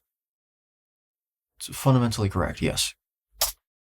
A lot of keto people, because they're forced to lower their fat down as they go into shows, they don't have that. They're forced to lower their fat and their carbohydrate content down, really. They basically use the proxy of calories. But anyway, yeah, they cut down on both until right before a show, they will load up on a bunch of carbohydrates for exactly what he's saying right now. That's the reason. And it works. You get down to extremely low body fat, extremely low, and then you dump a bunch of carbs down your throat, and then you go on stage because the carbs are not going to be used for fat storage first. They're going to be used for glycogen storage first. Look that someone with carbohydrates would have because they look a little bit stringy and depleted. Yeah. Yeah, that's fair. But they're not depleted. Define depleted. They're not deficient. We should really say that. Fair. And I feel like it's I would probably say a very similar thing. I think if I needed to get super, super paper thin skin lean, I would go back to a keto carnivore for most of the day with slightly lower fat than I normally would. Mm-hmm. But I would have the carbohydrates peri-workout. Sure. And I feel like one of the things that I think you might be inadvertently alluding to is also your glucose tolerance, your ability to utilize those carbs and put them in the right place. For sure. Because I think people watching that have done keto carnivore and have either slipped up or purposefully had carbs, it's like the water rebound from that and just the tolerance of those carbohydrates is terrible. Like you just... No. Okay. All right. So we finally found our first bit of misinformation in this video. Thomas, that is very, very conditional depending on the person's genotype, phenotype. You're making a generalization. And to be as forgiving as possible, maybe you're just using you in general. It's since you're being informal, maybe you didn't really think about that before you said it, but it doesn't change the fact that you said it.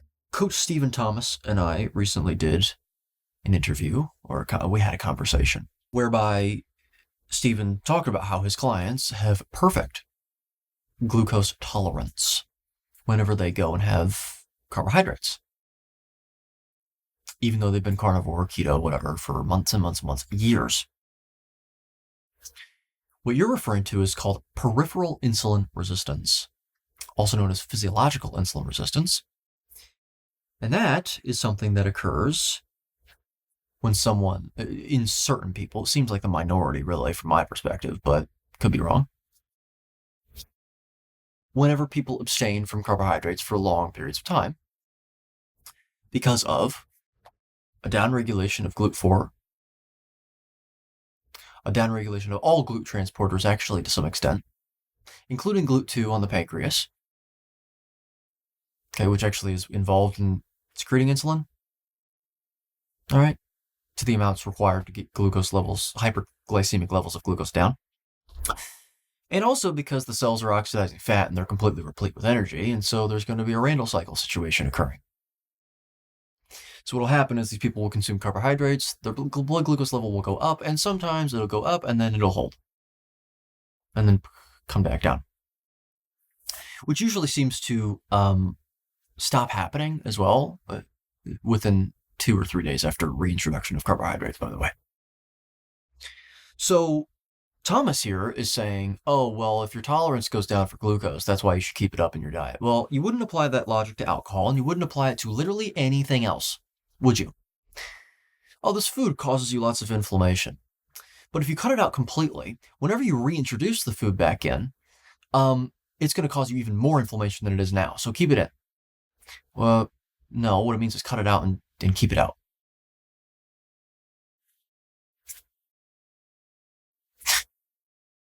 Okay? No wonder they feel like, or I would feel this way too, like, oh, I can never have carbohydrates because here I have... It's not that you can't ever have carbohydrates, Thomas. It's that it's an indication that you shouldn't be having them. You need to live intentionally, and you need to understand what happens when you reintroduce them. Keto carnivore for 6 months and I have carbohydrates and like I hold a bunch of water and I feel kind of miserable. Well, it's because you've lost glucose tolerance. Okay, Thomas, that is a begging the question. Well, it's not a begging the question fallacy, actually. Ironically, that's actually a different logical fallacy. This is begging the question, though. This is begging a question, and we just covered that. Is glucose tolerance a proxy for overall health? Is it a criterion for overall health? No, it isn't. At all. If anything, that actually depends on the context, because there are different forms of insulin resistance, one of them being called pathological when it isn't pathological by itself. It's an indication that there is a pathology occurring and that you've been doing something wrong. That is the situation whereby you are super fat and you have insulin resistance in that respect. That's different. That's not physiological insulin resistance. That is pathological insulin resistance, which isn't pathological, because the pathology is not insulin resistance. The pathology is the elevated blood glucose. It's like, okay, how do we find that balance of being able to utilize keto carnivore for the right times, but then... Okay, so now what we're doing is we're going into the biohacking realm, basically, which is how are we going to, use this to our advantage to try and get to the best, marker of this or the best, presentation in this respect according to these measures, these constructs. This is like Dave Asprey level stuff. All right? What you should be doing as a human being is trying to live an indicated lifestyle. That's what you should be doing. Like, of course, it depends on your circumstances. This begs the question, I mean, why would you want to be a bodybuilder? I feel like it's kind of unhealthy to focus purely on aesthetics, outside of the confines of what is appropriate for you to be exhibiting. So, I don't know. Anyway. Lose all your glucose tolerance so you're able to handle glucose efficiently. And that Sure. also includes during a workout. And we already covered that. Thomas. You can actually utilize the fuel properly. Properly. Hold on. Well, that's begging another question. Who's to say that the body isn't utilizing it properly?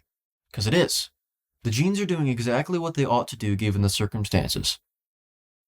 Okay, if you say anything otherwise, that is misanthropic and anti-human. It goes against human nature, at least the nature of the body. And I also think something that's probably not talked about enough is where those carbohydrate sources coming from, because most people will say, well, keto didn't work for me, or sorry, carbohydrates didn't work for me because whenever I have carbs, I get bloated or I hold water, and it's like... Well, carbohydrates have a chemical effect on water retention. Insulin is involved in that process because electrolytes are maintained at the level of the kidney, specifically sodium, by insulin, which also helps to basically increase blood volume.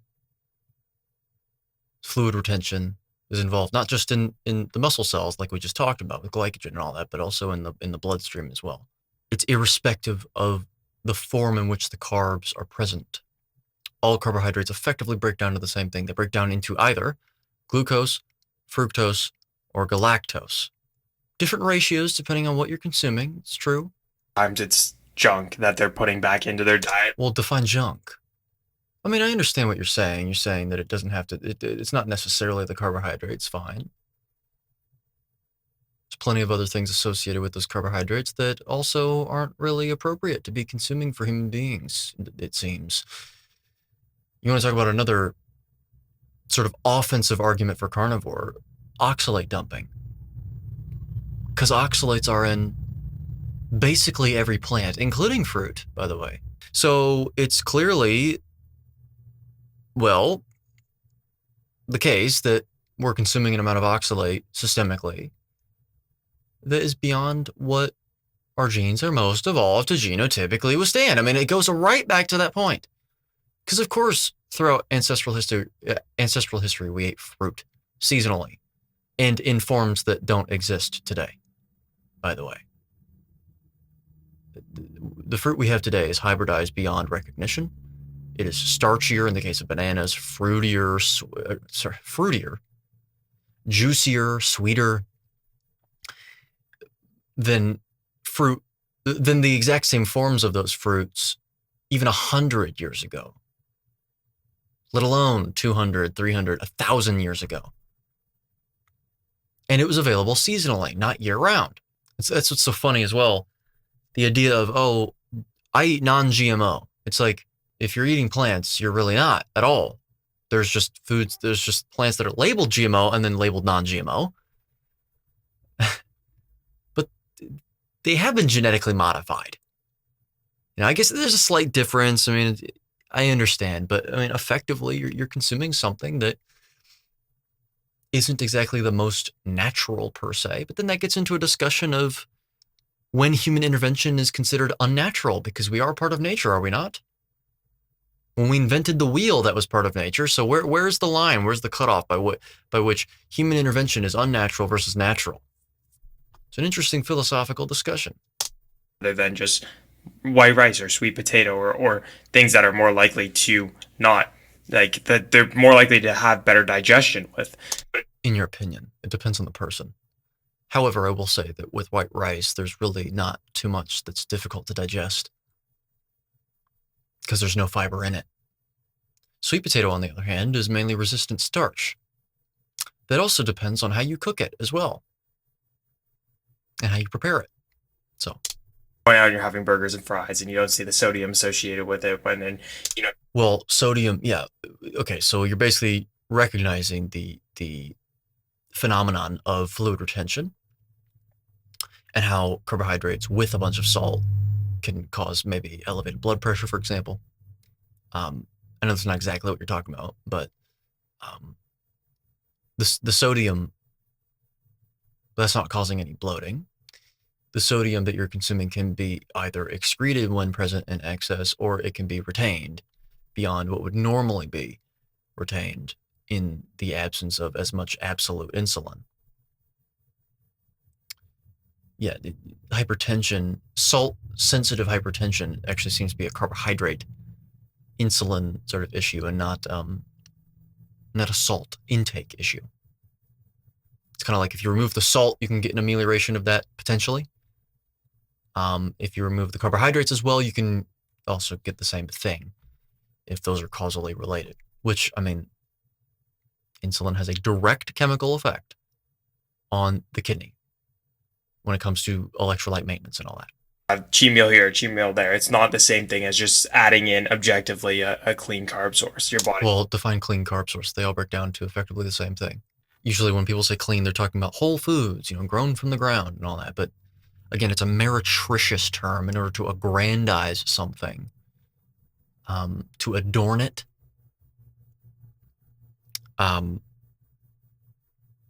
It's nothing really special at the end of the day. Plants are not designed for human consumption to, at the very least, the degree that we're seeing them be consumed today. At the very least. All right. I need to stress that. And even if you are someone that believes that we should be consuming some, good luck finding the ones that we actually most evolved to eat. I just covered this earlier. Then it's up for you to decide. Should you eat the hybridized versions, or should you just eat none of them, even if theoretically it's a 5 or 10% deviation away from what's most indicated according to the inferences we have? Because I'll tell you what, 5 to 10% is a lot better than 50 to 70%, which is my estimation of what we're seeing today, if not even more of a deviation away. I mean, veganism is a complete deviation. Anyway, you want to go vegan, go ahead and go vegan, but I'm not going to recommend that. Process it completely differently. Yeah, and also just, every other inflammatory thing that's in there. 100%. Usually if people, from a caloric standpoint, if you look at it. From a caloric standpoint, there are no calories in those foods at all, because there's no calories at all in food. The calorie number on food labels is the amount of calories that would be yielded from that food if it were rapidly combusted in a bomb calorimeter, a closed thermodynamic system. Human beings are an open system, which means that the first law of thermodynamics applies, but it is not sufficiently applicable. You can't use it in isolation to predict anything when it comes to mass balance, because it's not energy balance, it's mass balance. Mass in, mass out. Okay? We allow for the flow of energy in and out of the system, but also the flow of matter, something real and tangible. You can weigh it and you can observe changes to it after work has been applied. Okay, it's different. We excrete urine, fecal matter. Okay, we sweat. There's tears. There's lots of exudations. Okay. And also, protein is not always used for energy production purposes. Sometimes it's incorporated into bodily structures. So there you go. The calorie number on food labels is already plus or minus 20% in either direction in terms of the actual value, because you can't directly measure energy in the first place. You can estimate it. But even putting that aside, it's including a lot of things that aren't necessarily yielding calories, which, by the way, those calories have no rest mass because they can't be brought to rest and therefore affect the mass balance up or down in the body by zero. Of the body by zero. Calories are used as a sort of proxy measure for mass balance because you're consuming mass, right? You're not consuming energy. But it's a weak one at that. Just want to get that out of the way. So from a caloric standpoint, what? If people, from a caloric standpoint, if you look at French fries, it's mostly fat. It's not mostly carbs. Yeah. That's exactly where you went wrong, Thomas. And that is precisely one of the foundational reasons, the fundamental reasons why we don't, as sensible people, use the calorie unit. What am I talking about here? You might be wondering. If I ate 400 grams of carbohydrates, and the next day I ate 400 grams of fat, the notion would be that I derived the majority of my calories from fat, even though I ate the same mass of food, the mass being what the body actually works with. That is where you went wrong, Thomas. Unbelievable. That's why we don't use the measurement, because it is not accurate with respect to physiology. Calories are released from exothermic biochemical reactions that occur in the body. The majority of it, around 70%, is actually released to entropy, which creates your body heat.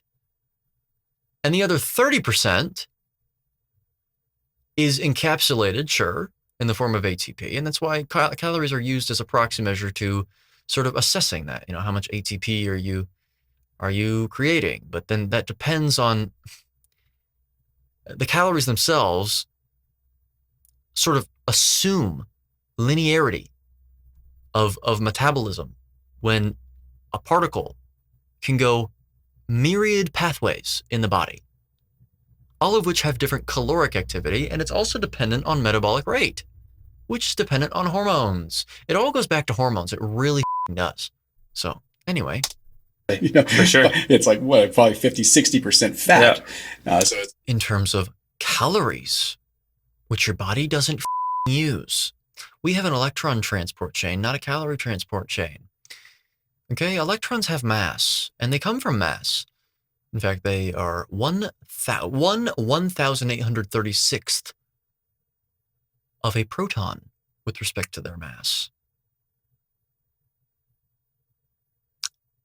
So. No, that's not a high carb food. That's a high fat food. No, that's a high carb food, because you're referring to calories and not mass, Thomas. Unbelievable. Yeah, that's different. Or a mixture of both. I already covered it. High fat, high carb, and that's... Yeah, see, Tristan actually approximated it even more so. Because it is drenched in seed oils, but it's mainly a high carb food when you look at the grams. At least I suspect. I'd actually have to look at the measurements, to be fair. But it doesn't change the fact that we're talking about the absolute level of carbs here. We're talking specifically in the context of carbohydrate content. So pairing together, and then people are just overeating like crazy. So yep. And the nutrient partitioning. I mean, I had Dr. Nick Norwitz on. It's interesting. We talked about the kind of what is the real cause or potential cause of obesity? Is it calories, or is it? And he's like, well, in a way, it's calories, but it's really no. In a way, it's not at all, because you can't consume them and you don't effectively yield them from your food. The body absorbs mass in the forms of carbohydrates, proteins, fats, and alcohol, chemically interacts those substances under control with molecular oxygen. They react in such a way so as to alter the chemical positioning of the bonds. Okay? And since those reactions are exothermic, some calories, or photons of light, effectively speaking, when made manifest, are released, the majority of which is to entropy, and the minority of which is encapsulated in the form of ADP and PI to form ATP through either substrate-level phosphorylation or oxidative phosphorylation. I'm more certain about substrate-level phosphorylation because I believe that the energy used to synthesize ATP through oxidative phosphorylation is actually created through ATP synthase activity, sort of creating it in a way. However, that would seem to undermine the law of conservation of energy, which it's already undermined because it isn't a law, at least universally applicable, just like the law of conservation of mass is even less universally applicable. Why do we release calories? I mean, anyway, but still, I mean, I'm trying to work within that framework, but yeah. Improper nutrient partitioning. Right. It's the inability for the body to utilize nutrients appropriately. Sure. And if you look at this, well, again, this is due to external factors. I want to be very clear about that, Thomas. And also define effectively. We need to be more specific here because, again, the body is doing exactly what it ought to be doing given the circumstances. What it is due to is a contraindicated lifestyle that deviates too far away from what our genes are most evolved to genotypically withstand. That's it. We're done. Okay? And if you want to take a risk at deviating in order to hypothetically attain a greater homeostasis in the species, at least for you as the sole member, but also if you want to promote that as something that other people should adopt because of potential to be even greater than they already are, or to become greater than their species has throughout history, fine, go ahead. Just don't say that that's a fact. Say that it's a theory. I'm totally fine with that. Okay? For example, we got the brains that we did today ostensibly because we started eating a lot of meat. But at the time of eating the meat, that was a massive deviation away from what our genes most evolved to genotypically withstand. We took a risk, but the risk paid off, it seems. Okay, so if you say that we could be even better, fine, but don't pretend like science can even inform upon that. This is why it necessarily gets into discussion between conservatism and progressivism. In this context, I am more conservative-minded because I've seen with my own eyeballs what the Industrial Revolution has been causing with the introductions of all this food. And not just food, but all these introductions, okay? I'm not going to make a causal inference between even just the food. I mean, it's my opinion that it's mainly the food, but because the food is it's effectively genetic coding. There's not as much, there's no stimulus that's as intimate as the food we consume with respect to the effects it has on our genes. Nowhere near as intimate. So that's why I say that. But yeah, I mean, environmental toxins as well. So The standard American diet is what is that, by the way? We use it as a general term, but it's been shifting more and more. Because what is now standard isn't even what standard was 50 years ago, which was still a problem. Margarine with pancakes and corn syrup, basically, not actual syrup. And, a little bit of bacon and a little bit of breakfast sausage, like barely any. And then a toast with jelly on it, corn syrup and seed oil jelly. That was the standard American breakfast, for example. Nowadays, the standard American breakfast is Pop-Tarts, and it's Trix cereal, and it's a glass of orange juice, and it's donuts from Casey's or something. All right. So now it's even worse. The common denominator with all those is that it's highly industrial with a bunch of, seed oils and oxidation products, therefore, and other, residues from industry. Lots of meat is not exempt from that as well. There's much of the meat that's in supermarkets that's not exempt, like pepperoni and salami and all that. So I'm not playing one side here. I would apply that same standard there. But you've got that. And then you've also got carbohydrates, highly plant-based still, and low animal protein and low animal fat and animal-based nutrition in the first place, all the associated vitamins and minerals. That's what you've got going on. That's the common denominator still. a high carb diet. The standard American diet is a high carb, high fat diet. Right. Yeah, it's both. The fat, though, is seed oils, and also the carbohydrates are actually the vast majority in the latter example that I just gave. Still, Thomas. That's why I wanted you to define standard American diet, because you can make up your own definition for that if you wanted to. Specifically a high carb, high refined carb, high saturated fat diet. Yeah. No, absolutely ridiculous and false. It is not a high saturated fat diet. Define high and define standard American diet, Thomas. What foods are you considering? This is like when people say the Mediterranean diet. What the hell do you mean the Mediterranean diet? The Mediterranean diet, even among scientists, varies, but to be as efficient as possible with my explanation, is a diet that was constructed by epidemiologists based on individual foods they were studying in the Mediterranean region. Then they aggregated those foods into one diet based on the reported consumption of those foods with respect to their amounts, then divvied them up into proportions based on those respondent values, and said, yeah, here's what 70% of the Mediterranean diet is, and this is what 30% is, and this is what 20% of it is. Or what, 10% or 5? I don't even know where I was going with that. Can't remember. 70 and then 20 and then 10? Yeah, so that's what it is. So the standard American diet probably did the same thing. The standard American diet is really, it just involves a bunch of foods that were stereotypical of Americans. That's what I think of it as. And what was stereotypical amongst my generation growing up was what I just said. A 6-pack of mini chocolate donuts given to you by the public school system with a little, container about this big of juice that you like had a paper top on that you crack that open. All right. A pack of Pop-Tarts, a 2-pack of Pop-Tarts, maybe some biscuits and gravy on one day that looked disgusting, frankly. Maybe a breakfast sausage or two. And also sometimes it was breakfast pizza. So there you go. Where's the saturated fat and all that? I mean, genuinely, there is some, of course. Is it mainly hydrogenated seed oils though? And then carbohydrates?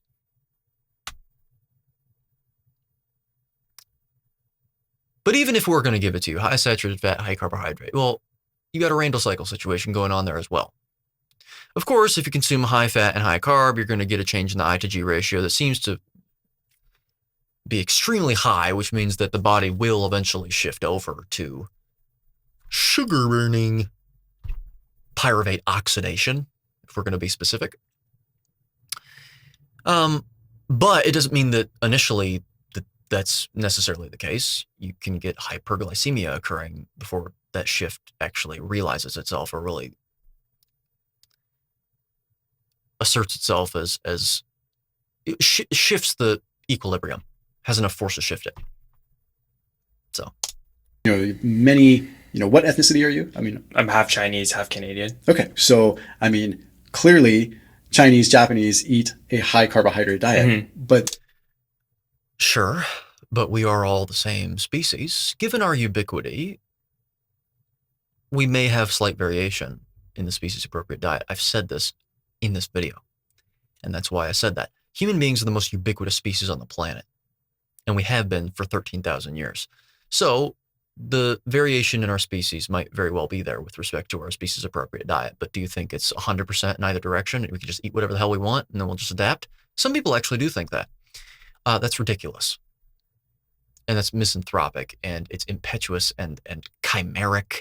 It's a superficial sort of, I don't know, it's a cursory response in a way. Like there's no thought involved with that. It's just it's chimeric, really. Their carb sources are generally different, or at least. Correct, they are different. But what do they all break down to? The rate of breakdown is a factor to consider, I suppose. Except for the fact that it's still all going to break down to glucose or fructose or galactose. So you can either stress about the absorption rate, or you could just cut it out completely. They used to be. Everything's changing around the world now, right? It's all different. But it's like, if you're looking at. And that's the result of industry. White rice, you're looking at a pretty low calorie food. Yeah. You're looking at a 0-calorie food, Thomas, because it has no calories in it. So it's, you look at even the old Okinawans before what it is now in Japan. It's like the same kind of thing. It's like, it's not the carbohydrates that are the problem. That's your opinion. You're trying to basically reduce the cause of obesity to one factor, neglecting to understand that these factors are not mutually exclusive. Can it be carbohydrates and seed oils? Absolutely. Can it also be more sedentary lifestyle behavior? Absolutely. The problem with reducing it to only one of those is that now you've convinced people that it's only one cause, and then whenever they try and fix that cause, if they haven't fixed the other two causes, they're not going to see any results. And then people make another fallacious argument and say, well, that must mean that isn't the cause. No, that must mean they were wrong. No. It means there are other causes that, like, you've fixed 10%. And the other problem is that if you try and fix one of the variables without fixing the other two, let's say there's only 3, without fixing the other 2, the consequences of trying to fix and implementing the right behavior with respect to this variable will actually not have the successful effects. It might even do worse if you're doing all of the other things too. It can actually make it seem like it's not only the cause, but it's actually something good that you're doing. The world is complicated. Science itself is 99% of what people consider science and people call science is not science. It's theology. It's guesswork. Science requires experimentation and control. It's why we can't even predict the weather. We can predict super broad predictions about the weather sometimes. But the specifics? Yeah, no. You can identify a forest, but trying to make out what trees exactly look like and how the forest will grow and all that stuff, like, okay. Man plans, God laughs. It's like been eating those for centuries, millennia. So what? Centuries. Wow. So you think a few hundred years is enough time to cause full genotypic adaptations across an entire genome as ubiquitous as human beings?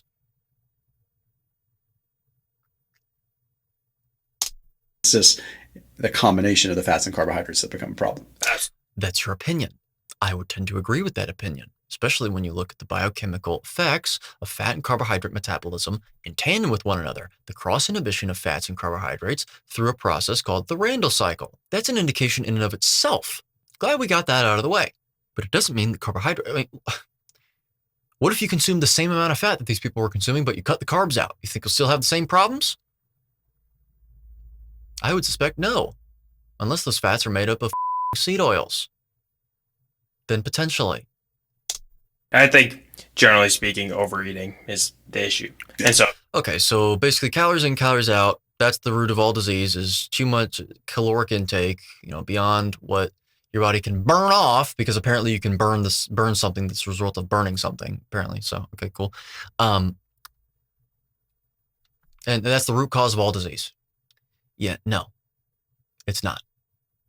Okay, because the logical extension of that is, okay, I'll just continue eating everything that I've been eating, just less of it, and I'll also run more. Because any activity will burn calories, right? No, what you do is you adopt a species-appropriate, species-specific lifestyle, an indicated lifestyle for your species, according to every hard inference that we have, and even some soft inferences to, substitute or supplement your composite inference. Which from every inference we have and through every objective analysis of that inference is a 100% carnivorous diet consisting primarily of the flesh and associated fat of large ruminant animals with added fat, because we're looking at approximation according to taste, so added fat to taste in the forms of butter, tallow, lard, suet, and ghee, added salt to taste and water, transitioning prudently and appropriately over the course of 6 to 8 weeks, as I alluded to earlier. And if you want more information on that, chapter 7 of my book, Transitioning, actually gets really in detail with that and explains that in very thorough detail. So you know what? I think that that's a great way or a great place to end off, frankly. They've now established that carbohydrates are not a problem in the human diet based on their opinion. Tristan Lee, I actually have no problem with. I think that's his opinion. He radiates humility. I actually see that from him. At least in this interview, maybe, in other situations, in other circumstances, that's not what he radiates at all. But Thomas was speaking with too much conviction that was beyond what's appropriate within a functional, true moral framework. So at the end of the day, we are an animal. Depending on the context, animal is sort of, it's a insufficient, sort of immoral way of looking at humans, actually. But in this context, physiologically, I think that it's applicable. It's true. It's true. We have very similar physiology to other animals. And so at the end of the day, you have to look at what our species evolved to withstand to a genotypic degree from every inference that we can actually conduct, and that of the ones that are available to us. And if people think that it's insufficient to actually approximating or coming to a conclusion, fine, go ahead and do your own science. I mean, that's what I want to do myself, for example, because lack of evidence isn't evidence of lack, as we know. Maybe we'll find new discoveries and make it be the case that unequivocally 20 grams of carbs is like the average that we should consume. I'm talking about a hypothetical universe, but anyway, it doesn't matter. So what? Okay, fine.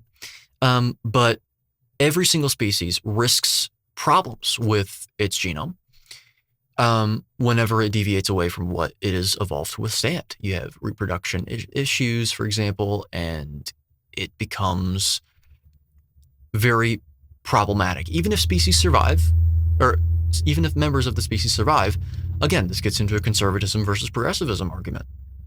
What do we know has worked? Well, a meat-based carnivorous approach seems to have worked quite well. Look at our brains. And look at how they declined once the agrarian revolution occurred. There's another very strong inference. Okay? There you go. But I think that we should be consistent with it. And I think that we shouldn't be toying too much with that stuff. It's just going to get into a debate. And all I care about, if you hold the opposite opinion, is that you don't espouse your opinions as fact. That's really all it comes down to. All right. So if you enjoyed the video, if you learned something, leave a like, subscribe to the channel, leave your thoughts in the comment section below. And also, once again, find my book, Contraindicated, a closer look and revision of mainstream health axioms that have perpetuated illness, disorder, and disease for over a century, if you have not bought that book already. And, as you may know, there are a lot of morons in the health space, talking about nutrition, diet, and also exercise even. And you might notice that many of them are actually considered coaches. They call themselves coaches. And as I alluded to earlier in this video, in order for me to legally call myself a coach, well, there we go. I just did it. I'm a coach. Coach Edward Goki. Here I am. I'm Coach Goki. Yeah. Unfortunately, that completely waters down the weight and the significance of the word coach, because anyone can be a coach, apparently. So if you would like to actually revive the meaning, the significance behind any authority whatsoever, actually, but specifically in this case, the term coach, and you actually want to take on, coaching clients on a carnivore diet and helping them through the journey because of how many coaches are not promoting that and how scant the ones that are promoting such a protocol are, I would highly encourage you to sign up to be a member of our carnivore certification program to get internationally accredited as a nutrition coach, a carnivore nutrition coach. Again, links in the description below to get a hold of Coach Peter. I, once again, did an interview with him a while back, and I'll link that in the top right corner of the screen so that you can check out what the program is about, and also get to know Peter himself. He's been coaching clients for over 20 years, so he definitely knows how to recruit clients and also deal with them and actually navigate the journey with them. But also, that's not the only thing about this program that I'm going to talk about. We actually have a sort of sub-program that is very new that I've also contributed a module to, which is our new fitness program that you can also become internationally accredited with. So you can become an internationally accredited fitness coach as well. This program has actually been validated or accepted by the National Academy of Sports Medicine and the Athletics and Fitness Association of America. So this is the real deal. However, we're only taking a very small cohort of people. We're only accepting a small cohort of people for the months of September to October. So there is scarcity involved. So get down there while you can to sign up as a member of not just the nutrition program, but also the fitness program so that you can finally give weight to the word coach again. Because as much as it is a fallacy to appeal to authority, it doesn't change the fact that most people still do. So you might as well make authority mean something. So with that being said, join me next time when we're reacting to more, some humility and then some convicting claims surrounding carbohydrates that are really not founded in any science whatsoever that's available to us at all. So, till then.